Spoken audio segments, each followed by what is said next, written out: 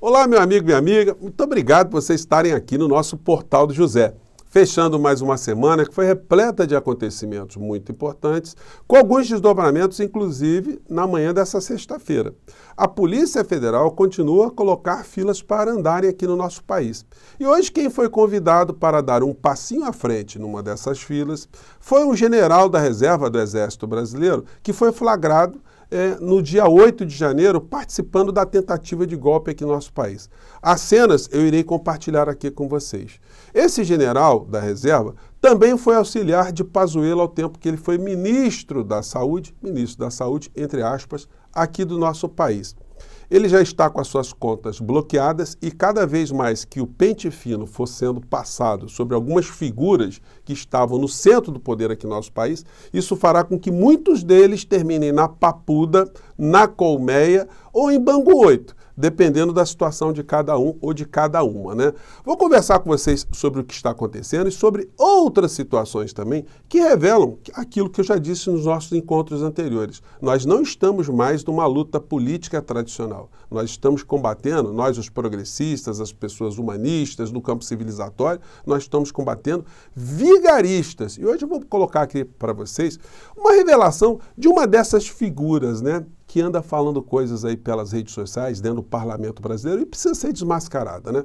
Antes de mais nada, quero convidar você que está chegando agora no nosso portal e não nos conhecia, para que você se inscreva aqui conosco. Você que é muito bem-vindo e muito bem-vinda. E venha participar das nossas atividades. Dê o seu joinha, mande seu comentário, compartilhe os nossos vídeos e, se puder, se inscreva também aqui no nosso clube de membros, tá bom? Então, vamos seguir em frente. Gente, notícia, né? Sexta-feira não vai ser, esse final de semana não vai ser nada agradável aqui para um general da reserva e as pessoas que estão no seu entorno, que tinham algum tipo de conexão com ele. Notícia é: Polícia Federal faz buscas contra general da reserva em investigação sobre ataques do 8 de janeiro.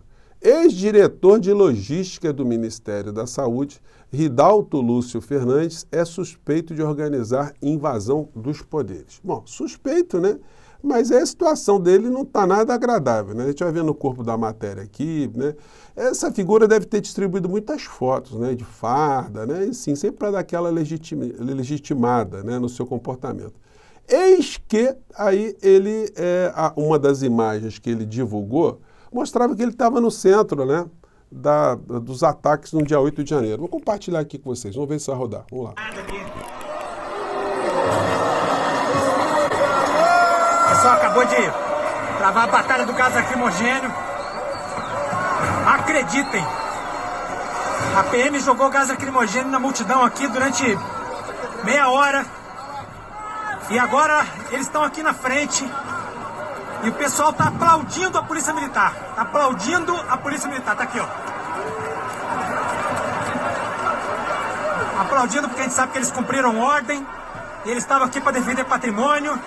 A maioria deles aqui é bem intencionado. A maioria é bem intencionada, né? Os mal intencionados é aqueles que estão que defenderam os prédios, a democracia, que cumpriram o seu dever, né? General, entre aspas. Tem que ser aplaudido, sim. General, o senhor está com essas cenas aí. É impressionante, né? Eles acreditavam mesmo que ia dar um golpe, né? E aí eles gravavam essas cenas assim para passarem para a posteridade, né? Olha, titio estava lá, vovô estava lá, papai estava lá, o mano estava lá. Só que agora, né, as cenas estão aí e a situação vai ficar muito complicada para criaturas como o senhor, né? Se outros já estão sofrendo sanções muito pesadas, não é porque o senhor usou farda que vai escapar, né? Muitas pessoas falam, ele vai para a reserva, vai perder, vai continuar com o salário. Gente, mas adianta ter salário e estar em Bangu 8? Está na Papuda ou está circulando com tornozeleira eletrônica, tem que mandar fazer calças com a boca, né? Com a perna um pouquinho mais larga? É complicado, né, gente? Não é agradável para essa gente, né? Vai ficar ali com radinho de pilha ali, Papuda FM, 24 horas no ar, ou Bangu 8, 24 horas no ar. Complicado, né? E nesse contexto, cada vez mais a direita vai se desesperando, porque olha só o que essa gente está sendo obrigada a ver. O ministro Barroso assume a STF com recados ao Congresso e à extrema-direita. A festa foi belíssima ontem, né? Uma festa extremamente representativa de uma posse num país democrático com um ministro que entende do que ele está fazendo ali, o que é a Constituição e o que é o papel de um ministro na Suprema Corte, né? Em discurso de posse, o ministro indica que não pretende recuar em pautas progressistas. E não tem que recuar, ele tem apenas que dizer o direito. Como eu disse para vocês, a expressão jurisdição, aplicar a jurisdição, quer dizer no latim, juris dicere, dizer o direito. E o que vai fazer o ministro Barroso? Vai simplesmente interpretar aquilo que está nesse livrinho aqui, que é o livrinho de todos nós, dos cidadãos brasileiros. Bom, aqui no texto da matéria aqui do Bernardo Melo Franco, a gente lê o seguinte: a julgar pelo discurso de posse, Barroso não está disposto a se curvar à pressão conservadora. A pressão conservadora do quê? Ele tem que dizer o que está na Constituição, interpretar a lei à luz do que está nos princípios fundamentais, né? O ministro elogiou decisões do STF que beneficiaram mulheres, negros, indígenas, casais homoafetivos. Ele prometeu que a Corte continuará a empurrar a história na direção certa, a ver se isso significará a retomada de debates paralisados por seus antecessores, como ações que questionam a validade da lei de anistia para torturadores. Então, é o que vai acontecer. O que muitas vezes acontece nas cortes superiores, como aqui no Brasil, é que muitas demandas são paralisadas por algumas artimanhas dentro dessas cortes que acabam não pautando os assuntos, e aí os assuntos ficam sem definição. Eles ficam causando prejuízos à nação, à democracia e parcelas significativas da sociedade brasileira. Então, esperemos todos, né, que o Supremo, pelo menos nesses capítulos, ele diga o direito, como é o papel de uma Suprema Corte aqui no nosso país, sem ter receio que se os deputados extremistas estão querendo paralisar pauta, se estão fazendo protesto para um lado, protesto para o outro. Olha, como eu disse para vocês, a Constituição será interpretada. Bom, e aí a gente vê ainda algumas situações em relação ao dia de ontem, com participação do ex-presidente da República, que cada vez mais ele vai saindo do noticiário político e cada vez mais ele vai mergulhando no noticiário policial. Golpista que ameaçou colapsar o sistema ainda vê Bolsonaro como chefe de Estado. Ana Priscila revela não se arrepender de ter apoiado Bolsonaro e critica condenações pelo STF de golpistas que participaram no ataque do dia 8 de janeiro. Então a senhora aqui, ela está muito encalacrada, tá? Ela ainda acho que não percebeu ainda, e eu acho que jamais perceberá, gente, aquilo que aconteceu. O tipo de envenenamento que essas pessoas sofreram, não, é típico de a cabeça de alguém que pertence a uma seita. E quem pertence a uma seita nunca condena o líder da seita, por mais que sofra algum tipo de consequência. Eles acabam se auto-martirizando, né? Aqui na matéria do Estadão, na entrevista que foi feita ontem com ela, logo depois do depoimento, ela respondeu algumas questões, né? E aí vem: e por que a senhora não é mais, ou seja, bolsonarista, né? Ela não se classifica como bolsonarista. O que te fez mudar de opinião? Assim, no começo de 2016 até 2017, eu fui uma das primeiras bolsonaristas, mas depois, com o passar do tempo, estudando, eu não gosto do termo bolsonarismo, porque isso remete a um messianismo político. Bom, é exatamente isso que a senhora está fazendo, né? Parte de um messianismo político. Então, hoje eu confio na pessoa do ex-presidente Bolsonaro. Vejo ele, reconheço ele como chefe de Estado. Só que ele não é, tá, minha filha? E eu só não gosto do termo bolsonarismo porque isso remete a um messianismo político que vai de encontro aos meus princípios. Hoje a senhora vê falhas do ex-presidente Jair Bolsonaro sobre o 8 de janeiro. A senhora falou no depoimento que não teve um soldado para dizer para vocês recuarem. O Bolsonaro poderia ter feito isso, dito isso. A senhora vê, então, alguma falha nisso? Não, não vejo falha. Então, vejam bem. Ela disse que se tivesse um soldado que dissesse, olha, sumam daqui, comanda aqui o general, o sargento mandou vocês saírem, todo mundo sairia. Mas ela não entende que o Bolsonaro poderia ter dado esse comando lá atrás. Ela tenta isentar o Bolsonaro de todas as formas, né? Ou seja, vai ficar na cadeia tentando proteger o Bolsonaro. Gente, como acontece em todas as seitas, todos os grupos terroristas, todos os grupos mafiosos, todos os grupos de bandidos, sempre tem esse comportamento. Você não vai ver ninguém da quadrilha lá do Pablo Escobar dizendo que o Pablo Escobar mandava matar pessoas. Você não vai ver ninguém acusando. A gente pega aqui o julgamento do Eichmann, né? que foi um dos operadores ali do Holocausto na Segunda Guerra Mundial, ele não incrimina o Hitler, ele se coloca ali como um burocrata, né? Uma figura. Se vocês pegassem algum sobrevivente lá, terrorista do 11 de setembro, eles não iam dizer, não, fiz isso porque foi Osama que mandou a gente fazer isso. Não, gente, haverá sempre esse tipo de proteção, né? Você não vai pegar ninguém da máfia chinesa, máfia japonesa, máfia russa, enfim, incriminando algum personagem, incriminando quem de fato se locupleta, quem dá as diretrizes, né? O Bolsonaro hoje ele publicou isso aqui nas redes, dizendo, olha, que ele não tem nada a ver com isso.